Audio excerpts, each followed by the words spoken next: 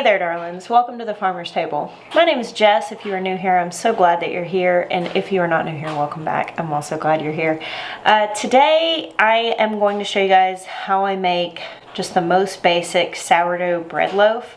There are probably a million ways to do this that are all the right way.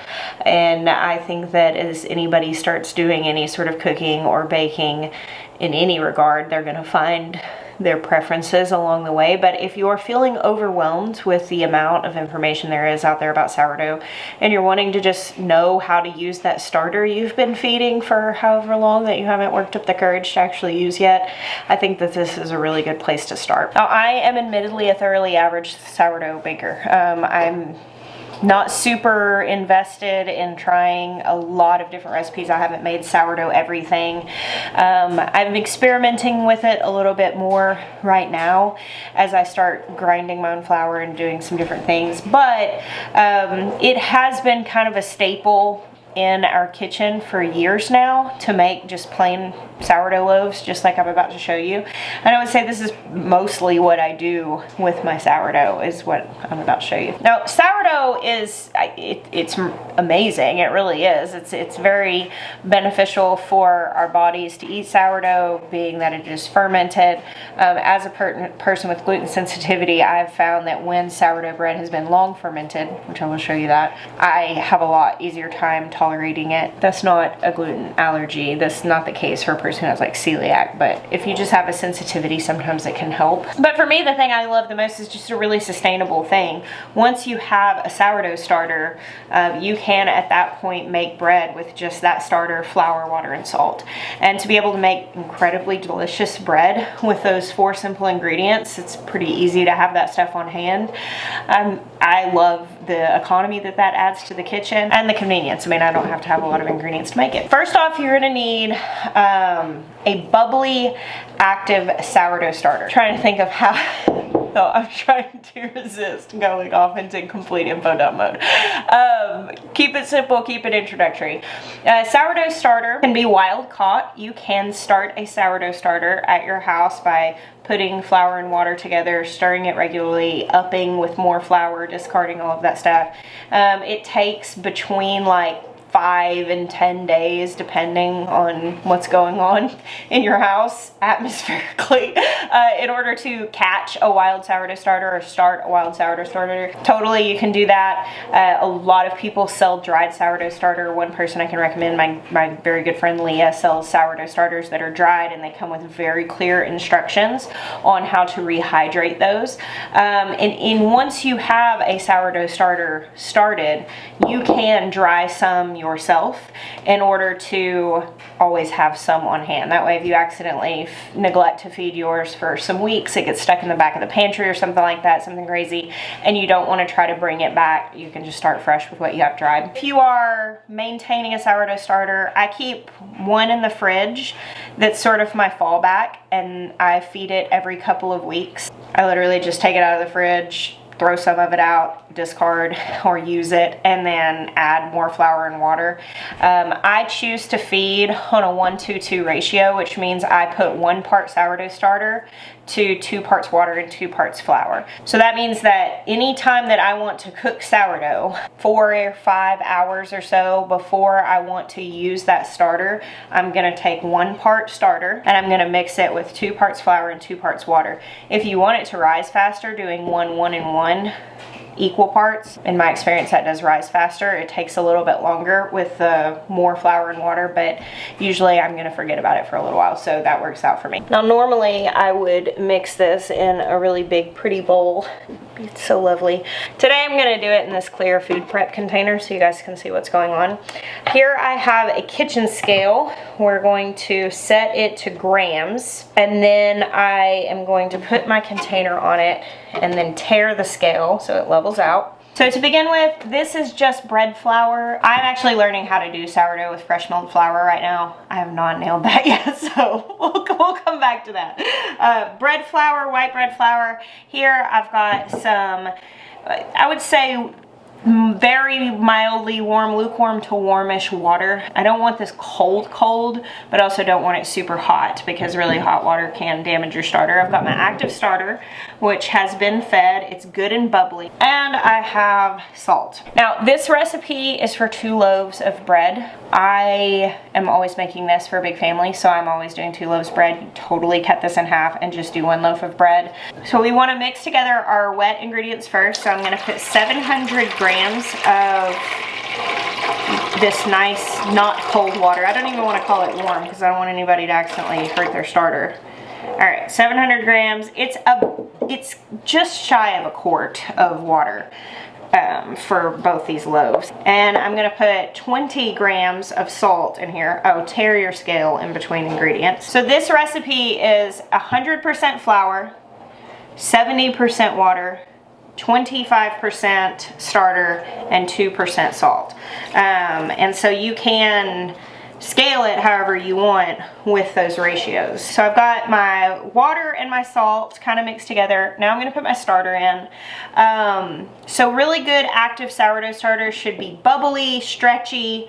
Essentially what's happened is we have put the leaven, which is our starter, before it was fed, in with the flour and water, and it's leavened it, causing it to rise. Now we're going to take this and we're going to put it in the larger amount of flour and water, and it's going to cause it to rise. And we're just trying to hit it at the right points of the rise. All right, so I'm going to go here with 250 grams of this. So I tared the scale and I'm just watching it. A good active sourdough starter is going to float and not sink because as it has risen, it is full of air bubbles. All right, almost there. Okay, nice and stretchy. Now I mix this up. I just splashed it everywhere. Beware, if you get this on your counters, wipe it off while it's wet, because whenever it dries, it is cement. All right, it doesn't have to be thoroughly mixed up, just slightly incorporated. I'm gonna tear the scale again, take my spatula out. And then I'm gonna put 1,000 grams of flour in.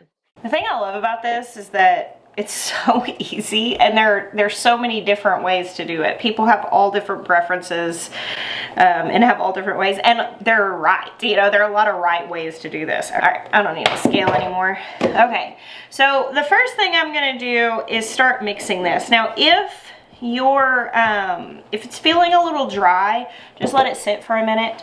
Anytime you're working with flour and liquids, sometimes it just takes a minute for the flour to actually soak the liquid up, and we'll have a much better gauge of our dough being right if we give it time.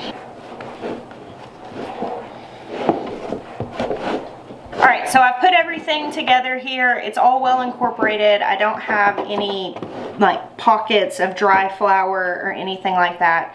And I am now going to cover this with a damp towel for 1 hour. I'm going to set a timer on my phone. We're going to come back and stretch and fold.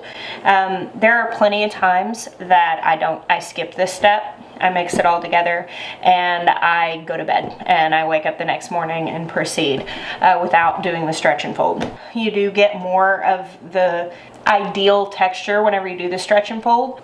But, I mean, sometimes I'm not going for the award-winning sourdough loaf. Sometimes I just want bread. I just want to feed my family, and I just want to go to bed. My thing is there's always the most excellent way of doing things, the most ideal way. But then there are also, like, perfectly serviceable ways that you can do things. Don't get analysis paralysis and stress yourself out. Nailing the timing on sourdough, like figuring out, okay, I need to feed my starter here so I can start my loaves here and stretch and fold and then let it rise and then ferment in the fridge, all the different things. Like, I mean, this is multiple steps that stretch out over a day.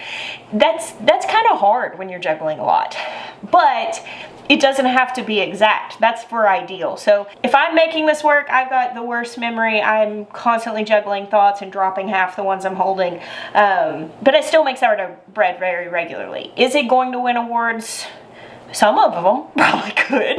Like, sometimes I just prioritize going to bed. Okay, it's been a little bit over an hour, and we are now going to do what is called the stretch and folds.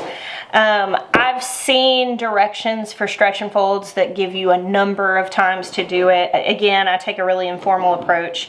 Essentially, after the dough has been sitting for an hour or so with that sourdough starter, that leaven in it, it's begun to do its work. And at this point, when we go to stretch this dough, it has way more stretchy texture to it than it did when we first mixed this together. When we mixed this together, it was a very, very, you know, sticky, easily broken dough.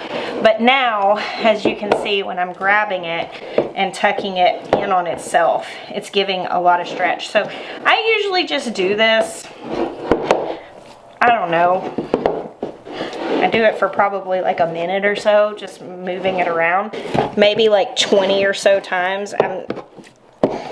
As I said, I don't always even do this step, but I do think it lends very much to a nice texture. As I'm going around, I kind of just scrape any bits of dough that are stuck in the corners. As I said earlier, I normally do this in a bowl. So when I do that, that's not even necessary. But we're just grabbing the dough, pulling it up, and stretching it back in on itself. Now, after I have done this, I'm going to take my damp towel, put it back over. And I typically try to line this up so that I do the stretch and fold, and then I go to bed.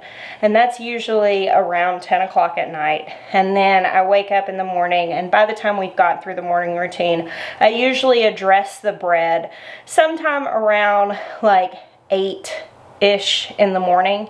So it sits on the counter for about 10 hours. Today's gonna be a little bit different because we've got some stuff going on, and I will probably separate this out tonight before I go to bed. It'll be pretty late.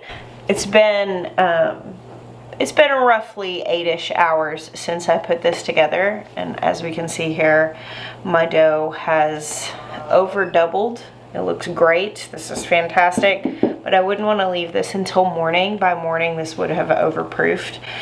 So what I'm going to do is shape these loaves and put them in the fridge overnight. So now when it comes to sourdough and fermenting it, we're fermenting this dough by allowing it to sit with the starter leavening it out on the counter. Refrigeration slows fermentation. So one thing that has shown to help if you have gluten sensitivity as far as being able to eat sourdough is a slow fermentation method. And by putting these loaves in the fridge, I can let them sit in the fridge for 24 hours. I don't always go that long, but you can let them sit in the fridge for 24 hours. At the end of that 24-hour fermentation process, slowed down in the fridge, it's said that sourdough that has been fermented that long is actually easier to digest. I mean, obviously I can only go off my own experience. I would say that that is definitely the case. So I just took these 2 Banneton baskets and I just dusted them with a pretty liberal coating of flour. And then I'm gonna put a little bit of flour on my counter, and I'm gonna turn my dough out on my counter. Okay, this is called a bench scraper. I find it makes a pretty big difference in this process. Having enough flour also helps. Alright, to begin with, I want to take my dough and I want to split it about as evenly as possible. Sometimes don't nail this exactly, but get it pretty close. And work with one piece at a time. And what we want to do is, using this bench scraper, we want to shape this dough, building tension and tucking the outside edges of the dough in underneath the loaf. With both my hand and with the bench scraper, I'm doing this. You'll actually see some bubbles kind of come up. I usually pop those if they're big bubbles right on the surface.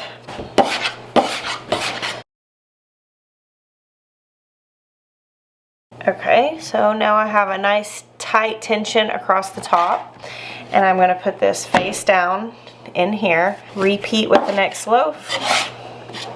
Okay, face down. So what I usually do is I usually feed my starter as I'm getting ready to cook dinner, usually about 5 o'clock in the evening. And then right before I'm getting ready to go to bed, I come in and I prepare my loaves. Try to get a stretch and fold in before I go to bed, but sometimes I fall asleep without doing it. And then in the morning I wake up to a bowl of dough that has risen. At that point I would shape my loaves and I would put them in the refrigerator, and I would let them sit in the refrigerator for the day, and then I would pull them out and prepare to bake them at night, like before dinner. So it's about a 24-hour process. I have these little bowl bonnets. I'll see if I can find a link to them, but you could also just use a towel and wrap these up. So I am going to put these 2 bowls in the fridge where they're going to continue to ferment at a slower pace. Right now, I'm gonna go to bed. It is now the next day, middle of the afternoon, and I'm going to pick up my sourdough loaves. So this is what it looks like coming out of the fridge. It still does rise in the fridge, but it's just a much slower process with the cool. So as you can see, my dough has come up some. Obviously, one of them is gonna have a little bit more time to rise on the counter than the other, and it's fine. Over here, I wanna preheat my oven. Actually, I wanna get my Dutch oven. I use a 7-quart Dutch oven to make my sourdough bread. And by putting that in the preheating oven, I am also preheating the pan that I'm going to put the bread in. My 2 loaves are just going to sit on the counter until I'm ready for them. And I'm going to keep an ear out for this beep. When it beeps, we'll start baking. Okay, it's been, I don't know, 30 minutes or so. That's heated up, and these have risen. I don't know if you can see the difference of what I showed you when I first pulled it out. It's come up a little bit, and it'll rise more when it's in the oven. I've got a bit of parchment paper here, and I'm going to turn this over on the top. A lot of times there will be a thick layer of flour on here that is remaining from where I floured my banneton. But if you want more definition, I'm about to score this, you can put a little more flour on top. I have this is called a bread lame. It's just a little razor blade and a holder, and it's very sharp. You want it very sharp. And I just want to cut a couple of slits in the top. This is called scoring, and it's going to allow the steam to escape. You can get pretty and fancy and add some little designs into the top. Now, if I wasn't shooting a video, I would try to open the oven, get the lid off, drop the bread in there, do lots of things one-handed, potentially risk burning my arm because I live on the edge. But since I'm shooting a video, I'll do the responsible thing and just get the pot out of the oven. It's all 450 degrees, so be careful. And I'm going to pick my loaf up on this parchment and drop it in there, put the lid back on, and stick it back in the oven.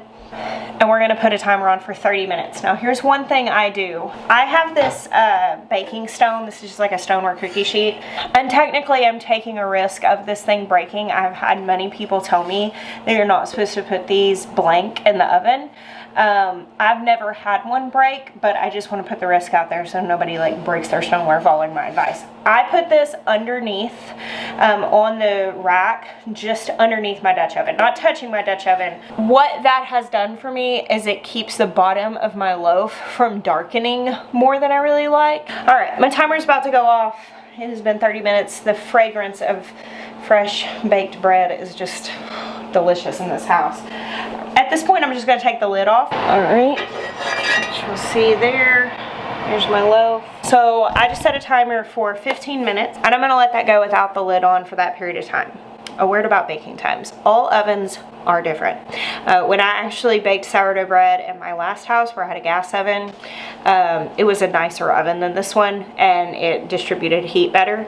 I did it at 500 degrees. I don't even remember what times I used, but it was slightly different than here. I have now settled in on 450 degrees, 30 minutes with the lid on, and then 15 minutes with the lid off, as long as I have that second stoneware sheet in there. If that stoneware sheet's not in there, I don't cook it as long. So you can see that it does take a little bit of wiggle room, but I would say starting at about those times is a pretty good place to start. And if your loaves are getting consistently darker than you like, then you can bump it back a little bit. You can go a little longer with the lid on. One thing, which we'll do this when we pull the loaf out of the oven after 15 minutes, you can actually temp a sourdough loaf to make sure that it is done, because that's one thing that like actually can ruin the experience, is if you accidentally cut it open whenever it's not fully cooked yet, then you're not gonna have nearly as an enjoyable bread. I talk about the range of acceptable is kind of wide, but like gummy undercooked bread is definitely kind of outside that range. All right, let's pull this out and see how it looks. Pretty lovely. is get a wire cooling rack. And I always like to put my fresh loaves on a wire cooling rack. Oh, I'll temp this just to see. So you use a thermometer, like a meat thermometer, and just stick it into the deepest part of the loaf. And you want the internal temp to be at least 205 degrees, which, yeah, this one just passed 205 and it's still climbing. Not a whole lot over 205. This probably could have cooked for a few more minutes and still been fine, but it's within the realm of done. There's the loaf. And then there's the bottom, as you can see. We're gonna let that cool. Now, sometimes the parchment gets a little charred. This time it didn't. I'm actually gonna reuse this one. And though the lid is no longer as hot as it was, I usually just go ahead and put my second loaf in the oven right after the first. You'll see this one has risen a little more because it obviously got more time out on the counter.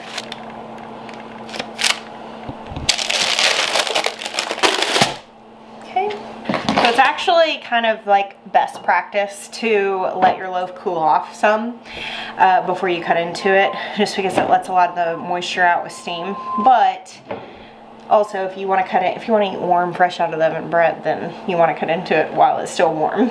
I've got plenty of hungry boys here that would be very glad to dig into this loaf, so I'm going to cut it just so that you guys can see. Now, you want to be my taste tester? All right, come on. Oh, can I taste test? Oh, come on. Tuxedo boy. All right. Got that good crunchy crust. Tuxedo. And that is a nice crust. I'm a professional judge, Mom. Oh, are you? Ben is the guest famous judge, and I'm a professional one. Okay, I didn't know who I had in my company today. All right. I'm more like Ben. It's still really hot, is why I'm fumbling over it. Let me show you guys. Here is the crumb. That looks good. As I said, I actually think this probably could have gone a couple extra minutes.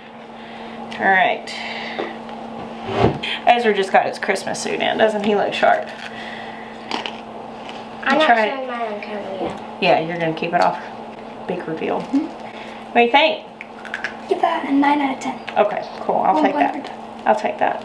Why don't you go take off your suit so you can put some butter jam on this? Huh? Can I take off the tag first? 10 out of 10. You give it 10 out of 10? Thanks. Appreciate you. All right, thank you guys for hanging out with us today. I hope that this is instructional, but more than anything, I really hope that this will encourage you to try. I hear from people all the time that want to make sourdough but feel very overwhelmed by it. It's a process that is very much worth the effort for me, and once you get the hang of it, it doesn't really feel that hands-on. I mean, like mixing the dough together, stretching it and folding it, forming the loaves. I mean, hands-on for the quality of product that we're getting, I feel like it's very minimal. So thank you guys for hanging out with us today. We bless you. Until next time.